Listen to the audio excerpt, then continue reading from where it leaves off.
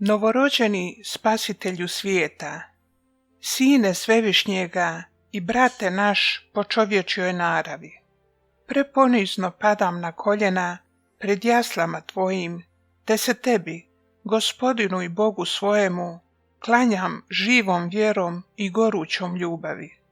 Kako su ti se klanjali Marija i Josip, pastiri i mudraci s istoka. Molim te za tvoju neizmjernu ljubav, koja te iz vječne slave dovela u čovječansku nevolju, da me pomiluješ i blagosloviš, kako si blagoslovio one koji su te najprije počastili. Radosno pjevam s anđelima blaženu pjesmu, kojom su oni počastili tvoje premilostivo rođenje, govoreći: slava Bogu na visini i na zemlji mir ljudima dobre volje. Amen.